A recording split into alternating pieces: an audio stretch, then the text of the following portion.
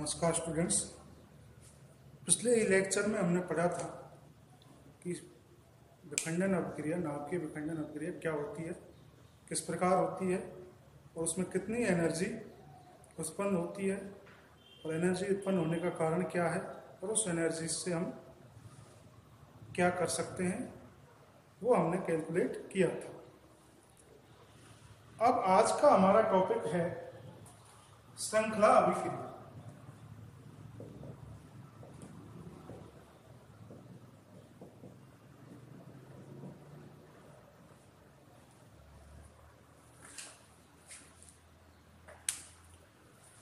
इस अभिक्रिया में हम देखते हैं विखंडन अभिक्रिया में एक जो बड़ा नाभिक है, भारी नाभिक है, वो दो भागों में बढ़ जाता है।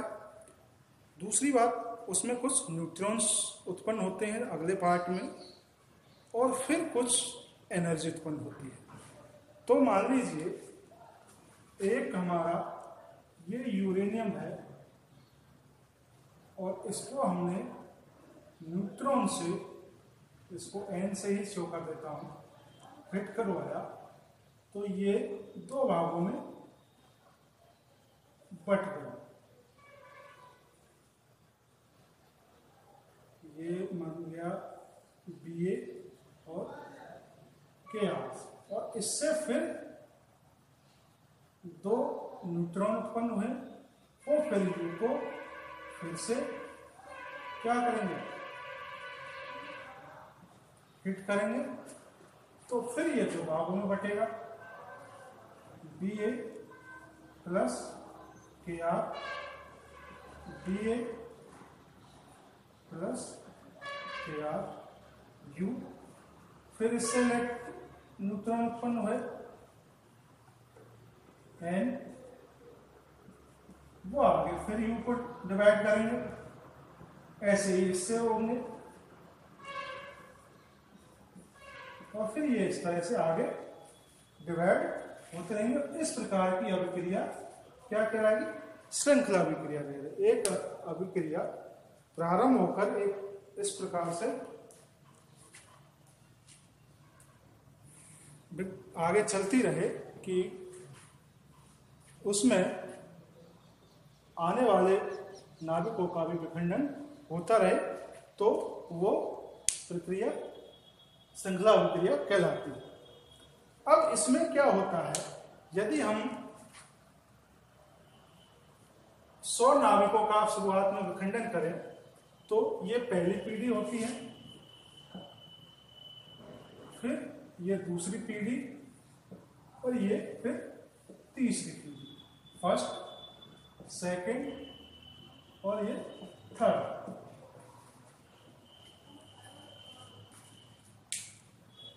तो जब हम मान लीजिए शुरुआत में 100 नाभिकों का विखंडन करें तो उससे लगभग 250 के और 300 के बीच में न्यूट्रॉन उत्पन्न होते हैं और वो फिर आगे उतने ही नाभिकों को क्या करते हैं, हिट करते हैं और उनका विखंडन करते हैं। तो फिर वो मान लो 250 का हुआ तो फिर उतने ही रेशियो में फिर वो और आगे न्यूट्रॉन उत्पन्न होते हैं और फिर वो आगे जो यूरेनियम नाभिक है उनको विखंडित करते हैं। इस प्रकार से ये प्रक्रियाएं चलती रहती है, इसीलिए इसको क्या कहते हैं, श्रृंखला अभिक्रिया कहते हैं।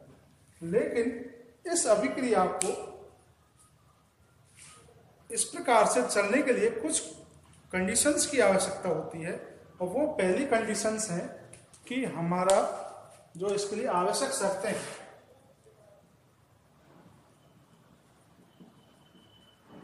शर्तें या नियम। नंबर 1, ईंधन। ईंधन हमारा 235 यूरेनियम 235 होना चाहिए। कारण क्या है कि यूरेनियम के हमारे पास 3 समस्थानिक होते हैं।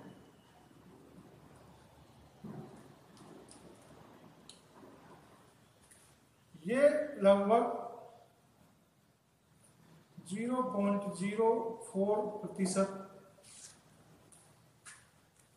पृथ्वी पर उपलब्ध है, ये 0.7% और बाकी ये जो यूरेनियम है वो हमें ये बाकी का बचा हुआ ये 0.99% ये होता है।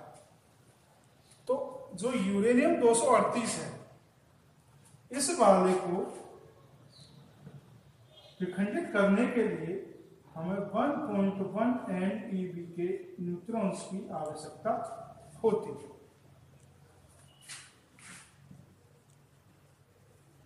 कितनी उनकी एनर्जी होनी चाहिए? 1.1 MeV के न्यूट्रॉन की आवश्यकता होती है। लेकिन इस विखंडन प्रक्रिया में जो ये वाले न्यूट्रॉन्स उत्पन्न हुए हैं, इनकी इतनी एनर्जी नहीं है। ये जो न्यूट्रॉन जो सेकेंड जनरेशन में ये उत्पन्न हुए हैं, वो उनकी एनर्जी इतनी नहीं है। उनकी एनर्जी लगभग 0.25 eV होती है, जो कि इससे बहुत कम है। ये इससे बहुत अधिक है। ठीक है, तो ये विखंडन चेन रिएक्शन के रूप में कार्य नहीं कर सकता, और इसकी मात्रा तो बहुत कम है, ये उपलब्धता ही इसकी कम है। तो हम क्या करते हैं कि इस वाले समृद्ध ईंधन चाहिए, ऐसा ईंधन चाहिए जो इस चेन रिएक्शन को अच्छी तरह से फॉलो करे। तो इस यूरेनियम 238 को हम विकिरण, रेडियो एक्टिव विकिरण के द्वारा किसमें कन्वर्ट करते हैं? 235 में कन्वर्ट करते हैं। तो पहली कंडीशन ये है कि हमें ईंधन कैसा चाहिए? यूरेनियम 235 चाहिए। ठीक है, अब इससे ये जो है, ये इस वाले नाभिक, इस वाले न्यूट्रॉन से क्या हो जाता है? विखंडित हो जाता है। तो इस रिएक्शन में भी उतने ही एनर्जी के न्यूट्रॉन उत्पन्न होते हैं, और इसमें ये इनसे क्या होता है? विखंडित हो जाता है। तो ये एक आइडियल सिचुएशन बन जाती है। ठीक है, नंबर दूसरी बात, न्यूट्रॉन की उत्पत्ति की दर या क्रांतिक दर बनना।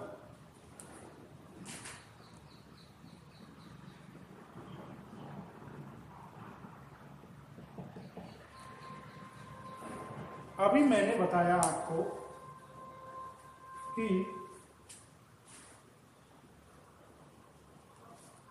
हम यूरेनियम 235 पर जब न्यूट्रॉन्स को हिट कराते हैं, तो ये बेरियम प्लस Kr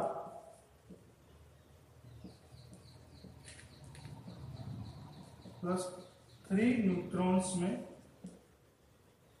कन्वर्ट या विखंडित होते हैं। तो ये जो न्यूट्रॉन्स यहाँ पर उत्पन्न हुए हैं, इनमें से कई न्यूट्रॉन की एनर्जी इतनी नहीं होती कि इनको विखंडित कर सके, यानी कुछ तो इनकी एनर्जी क्या होती है? कम होती है। कुछ न्यूट्रॉन्स की एनर्जी कम होती है, वो इसको विखंडित नहीं कर सकते। और कुछ जो न्यूट्रॉन्स हैं, तो ये प्रक्रिया जिस भी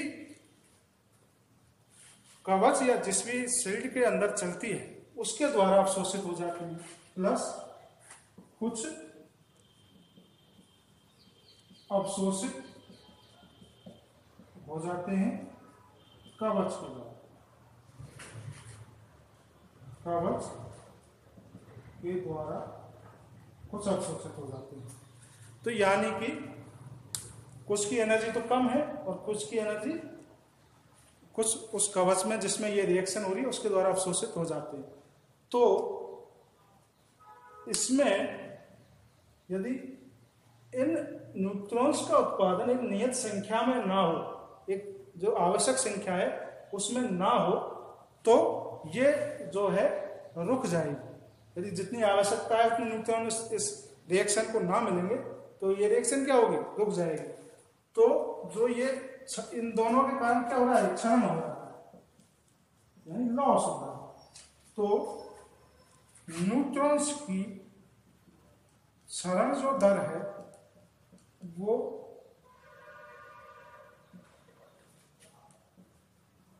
ईंधन के क्षेत्रफल पर निर्भर करती है, यानी कि प्रोपोर्शनल टू आर स्क्वायर।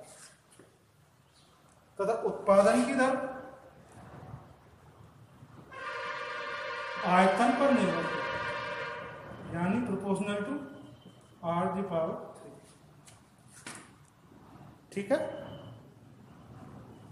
भाई, उत्पादन की दर r⁻3 से हो रहा है और उसका लॉस r² हो रहा है, तो फाइनली उत्पादन किसके द्वारा होगा? उत्पादन प्रोपोर्शनल टू r। भाई r² से तो उसका लॉस हो रहा है, r⁻3 से उसका उत्पादन हो रहा है, तो फाइनल उत्पादन किसके प्रोपोर्शनल टू आएगा? r के प्रोपोर्शनल टू आएगा। तो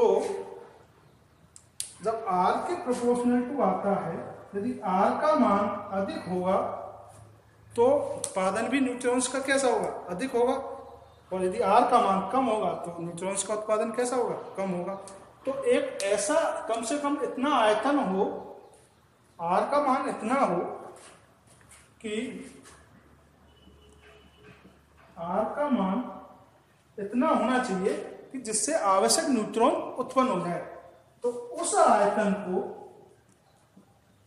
वह आयतन जिससे जो श्रृंखला अभिक्रिया है वो निर्विघ्न रूप से संपन्न हो जाए, वह आयतन कैसा कहलाता है? क्रांतिक आयतन कहलाता है, क्रांतिक द्रव्यमान कहलाता है। ठीक है। तो और यदि उससे कम ताप है, कम आयतन है, कम द्रव्यमान है, तो रिएक्शन क्या होगी? रुक जाएगी, क्योंकि उसमें न्यूट्रॉन्स का उत्पादन कम होगा। ठीक है। तो क्रांतिक द्रव्यमान आपको आया समझ में?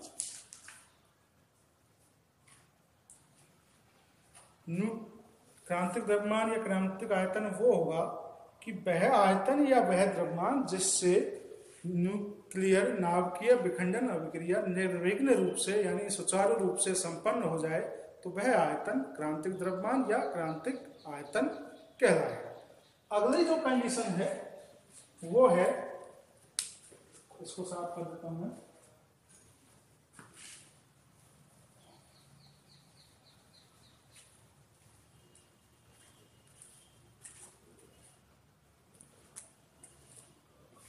नंबर 3 गुणन कारक के। हम जैसे चेन रिएक्शन में देखते हैं कि ये पहली पीढ़ी है, तो पहली पीढ़ी में उत्पन्न जो न्यूट्रॉन्स हैं फिर वो अगली पीढ़ी में के नाभिकों को हिट करते हैं तथा फिर उससे आगे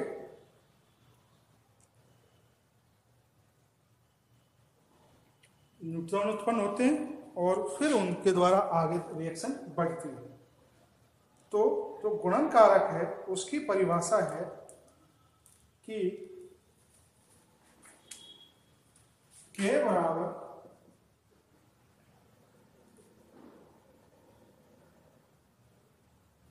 एक पीढ़ी में उत्पन्न न्यूट्रॉन्स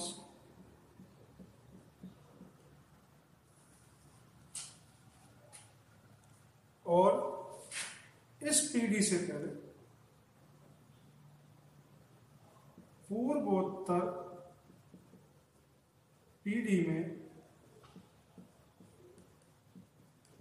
उत्पन्न न्यूट्रॉन्स, यानी कि और इसको सिंप्लीफाई करें कि एनवी पीढ़ी में उत्पन्न न्यूट्रॉन्स तथा n-1 पीढ़ी में n-1v पीढ़ी में उत्पन्न न्यूट्रॉन्स।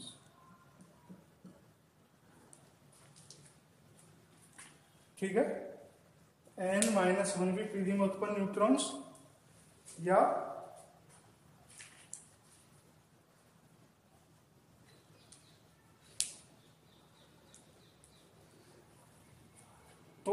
अब आगे समझो के का मान, भाई एक पीढ़ी में जितने न्यूक्लियॉन्स हैं और उससे पहले वाली पीढ़ी में जितने न्यूक्लियॉन्स हैं उनके अनुपात को क्या कहते हैं, गुणनकारक, या वो कहते हैं मल्टीप्लिकेशन कांस्टेंट। तो अब ये के मान पर चेन रिएक्शन कैसे निर्धारित, के की तीन कंडीशन हो सकती है, के बराबर ग्रेटर देन 1, के बराबर 1, के लेस देन 1, के ग्रेटर देन पहली कंडीशन ए, फिर बी, फिर सी। ठीक है, यदि पहली कंडीशन ए आती है यानी कि पहली वाली पीढ़ी में से अगली वाली पीढ़ी में उत्पन्न न्यूट्रॉनों की संख्या बहुत अधिक हो तो इस प्रकार की रिएक्शन अनियंत्रित होगी। इसका एग्जांपल है परमाणु बम।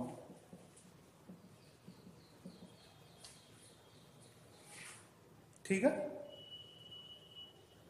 और इस के बराबर 1 हो तो ये नियंत्रित रहती है।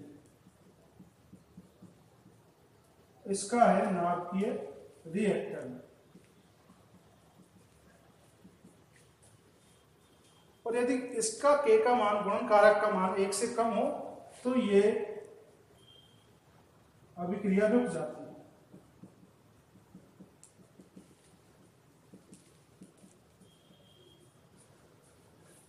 ठीक है, तो ये तीन कंडीशंस हमारी किसी श्रृंखला अभिक्रिया के लिए अति आवश्यक है। पहली, ईंधन हमारा कौन सा होना चाहिए, यूरेनियम 235 होना चाहिए। पहली कंडीशन यूरेनियम 235 होना चाहिए। दूसरी, क्रांतिक द्रव्यमान होना चाहिए। नंबर तीसरी, के बराबर 1 होना चाहिए, या के बराबर ग्रेटर देन 1 भी होना चाहिए, लेकिन के बराबर ग्रेटर देन 1 का हम उपयोग नहीं करते। तो ये हमारी श्रृंखला अभिक्रिया है और उसके लिए आवश्यक शर्तें हैं।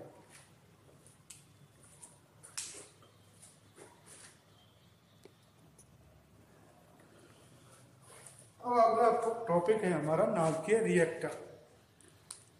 नाभिकीय रिएक्टर क्या होता है कि हम उसमें जो हमारी श्रृंखला अभिक्रिया है उसको नियंत्रित रूप से संपन्न कराते हैं और उससे प्राप्त एनर्जी को हम हमारे जो उपयोगी कार्य हैं उनमें लेते हैं। मैक्सिमम हम उसका उपयोग ज़्यादातर लाइट बनाने में करते हैं, इलेक्ट्रिसिटी बनाने में करते हैं। तो पहली जो नाभिकीय उसके लिए आवश्यक है वो है ईंधन। ईंधन हम इसमें यूज करते हैं 235, यूरेनियम 235, और इसको हम किससे बनाते हैं, यूरेनियम 238 से इसका उपयोग करते हैं। इसको पहले इसमें कन्वर्ट किया जाता है और ये एक ऐसे बॉक्स में उसको भर दिया जाता है, ज़्यादा लिक्विड रूप में उसको ऐसे भर दिया जाता है।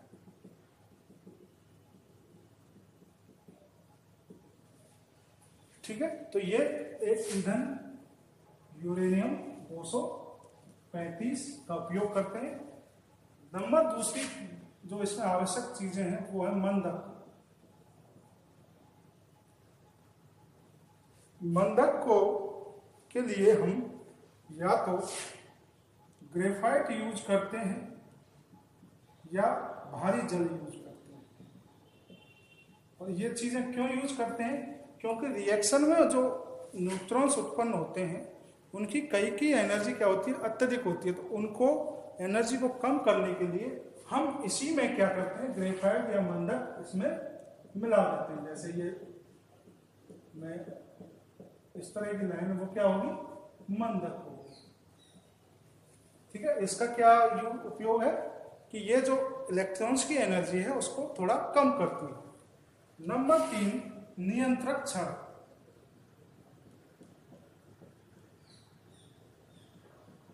इसमें हम कैडमियम या बोरॉन की छड़ यूज करते हैं, सीडी की छड़। वो इसमें इस प्रकार से ऊपर से इनको आगे पीछे किया जा सकता है। इस प्रकार से ये छड़ें इसमें लगी हुई होती है।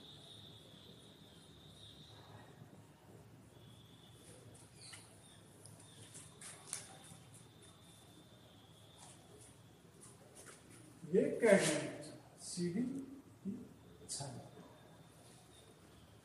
और फिर आगे हम यूज करते हैं नंबर 4 पर शीतलक, जिसका उपयोग जल या भारी जल के लिए, वो हम इसमें से मान लीजिए यहां से उसको एंट्री कराएं,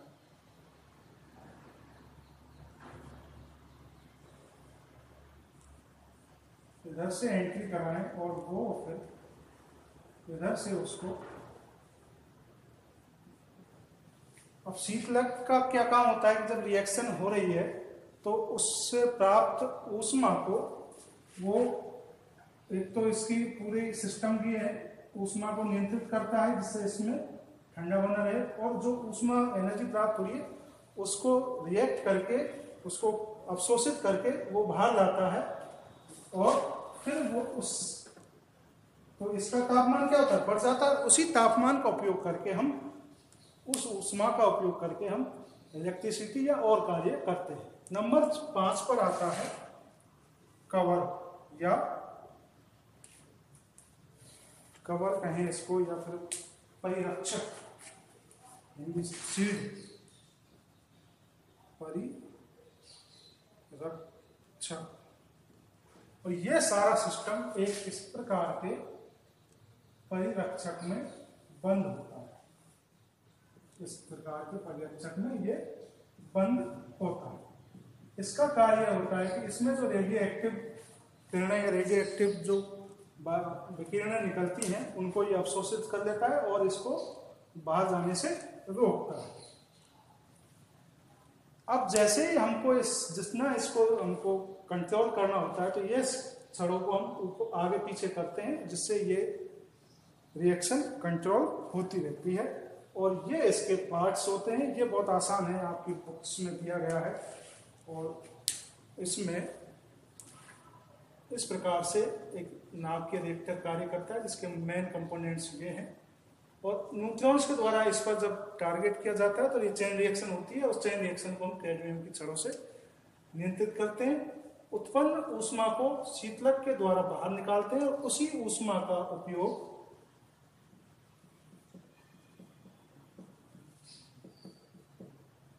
ऊर्जा के रूप में किया जाता है।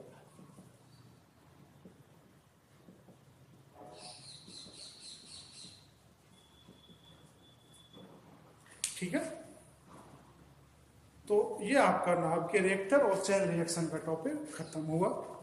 आगे हम पढ़ेंगे नाभिकीय फ्यूजन, नाभिकीय संलयन। धन्यवाद।